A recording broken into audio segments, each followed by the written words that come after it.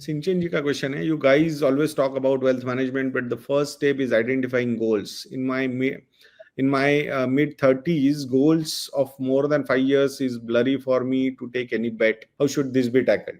See, I think एक चीज याद रखनी होगी. There are some goals like retirement is मतलब कोई मतलब उसमें नंबर थोड़ा बहुत आगे पीछे हो सकता है, but that is sure short goal you need to plan. अब आप 50, 55, 60 जो भी एज में आप रिटायर होना चाहो तो उस हिसाब से आप कैलकुलेशन कर सकते हो.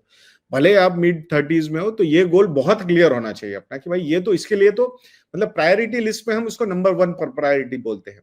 देन यू शुड कि if you are married, you have kid और किड्स, तो डेफिनेटली उनका हायर एजुकेशन ये भी एक गोल बहुत क्लियर है. स्पेसिफिकली ग्रेजुएशन के साइड से, may be post graduation want हो सकती है, बट ग्रेजुएशन तो नीड मानी जाती है, तो वो भी आप कैलकुलेशन कर सकते हो. तो ये दो गोल तो आपके डेफिनेटली बहुत क्लियर रहेंगे.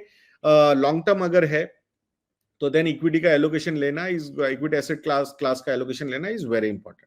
बाकी शॉर्ट टर्म में 1, 2, 3 साल तो वो पैसा डेट में होना चाहिए. 3 to 5 years के अगर गोल्स है तो that particular money should be into hybrid.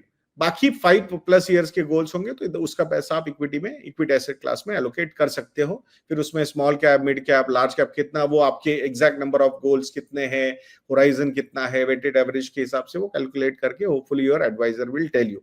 सो ये बहुत जरूरी है कि बहुत मतलब हमने इमेजिन ये नहीं कर पाते कि नहीं रिटायरमेंट तो बहुत दूर है, उसको क्या प्लान करना है. बिलीव मी, मतलब वी हैव सीन दैट कि 2-2, 3-3 साल का डिले करना, ये परसेंटेज टर्म्स में वो एसआईपी की रिक्वायरमेंट कितनी ज्यादा बढ़ा देता है.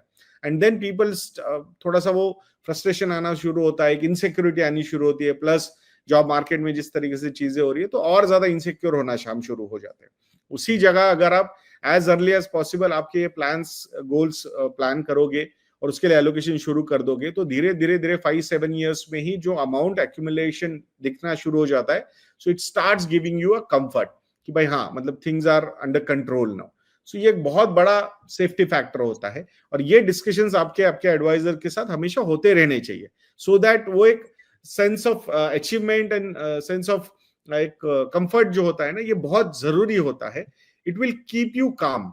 सो वो एक सही डायरेक्शन में आपको लेके चलता है. So I think it's always better to be sorted in these particular things.